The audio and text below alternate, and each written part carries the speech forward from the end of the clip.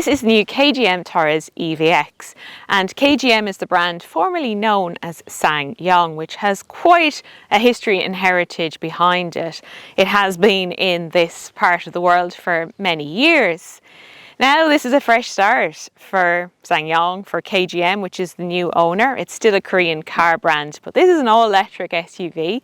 It's got a BYD battery. The range is acclaimed over 400 kilometers. All sounds good.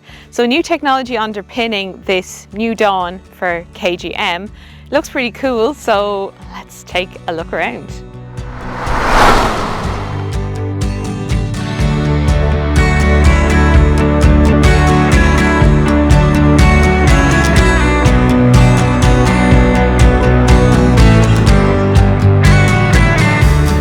Now this is a big SUV, so think rivals like Skoda Enyaq, Volkswagen ID4 on the electric side of things, and then even the likes of the Nissan X-Trail. It is very big. It slots into the KGM range above the Tivoli and the Korando. It is very impressive in the metal, and it goes on sale. There's just one trim level. It's priced from about €47,500, and that's including all relevant grants. The Torres EVX uses an LFP battery from BYD. It's got a 73.4 kilowatt hour capacity, and the official range is up to 462 kilometres.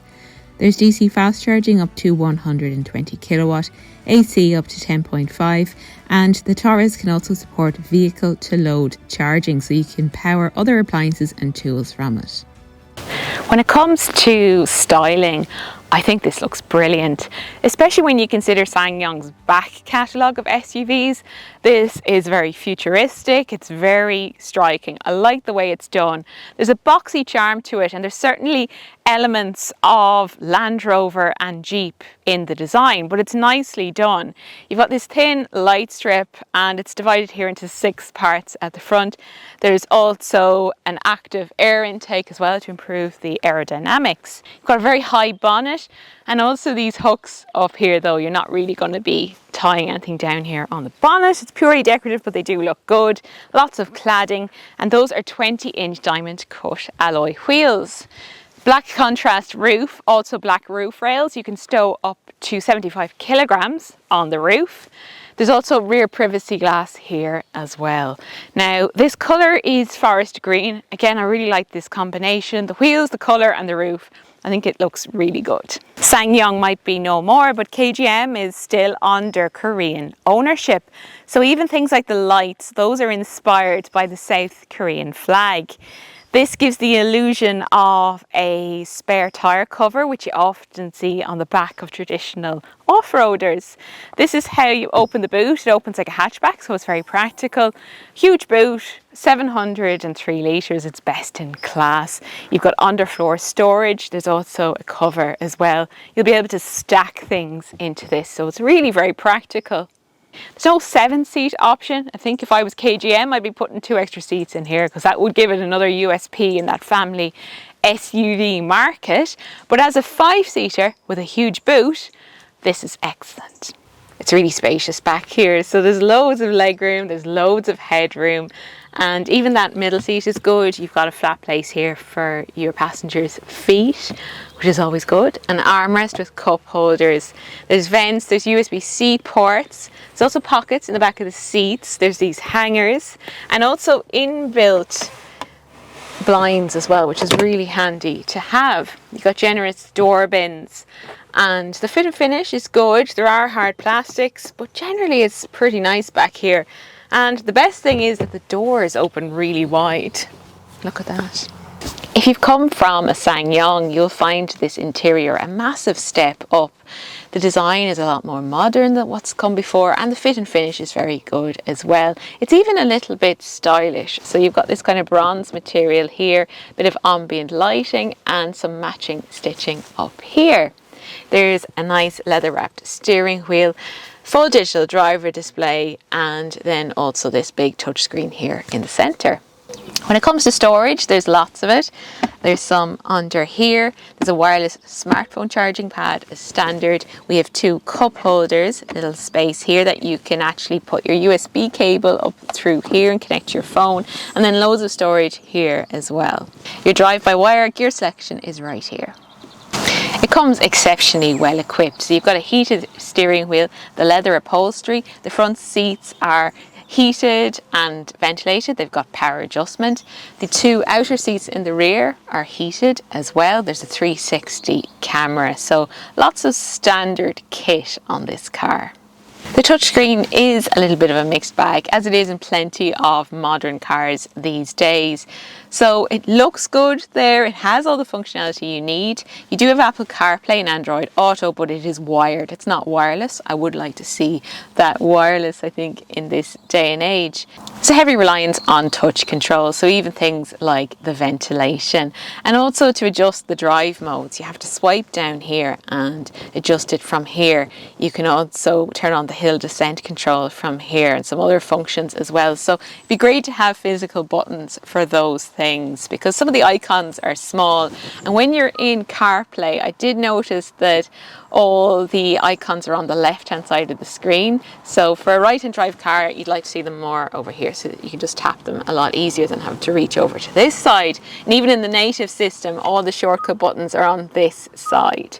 So it's just little small things like that. But generally I've got on okay with it this week. It's not as infuriating as I thought it was going to be, but just a few little refinements I think would make it better. So this is built on a new platform and it uses a BYD battery. It's a 73.4 kilowatt hour battery. That's an LFP battery. And the range in official terms, measured by WLTP, is up to 462 kilometres. You've got 207 horsepower, there's 339 newton meters of torque, and 0 to 100 is about 8.1 seconds. So there's plenty of performance here. You do have driving modes like a sport mode to give you a bit of livelier acceleration. There's also a comfort mode, and there's an eco setting as well to maximize your range. Really, I think it's an SUV that does suit a more relaxed pace. You are sitting up high here. There's a really nice view out of the road ahead. You can even see the bonnet as well. So there is this strong SUV, authentic off-roader feel to this Torres EVX, but I don't think you will be venturing too far off-road because this is front-wheel drive only, for now at least. There's no 4x4 option, and I think that actually would be a nice addition to the Torres EVX range, considering how cool it looks. And SsangYong, the former brand to KGM, they do have a strong reputation for 4x4 and off-roaders, so I think that would be nice. It could do with some better tyres, I think, as well. So I did notice a bit of wheel spin when I had to pull in on some mountain roads to let other cars by, and I was in on some gravel or soft verges. I found a little bit of wheel spin as I would take off again. So I think it deserves better tyres because it's such a nice electric SUV to drive. You've got this really smooth transmission, the way the power is delivered, the refinement of that.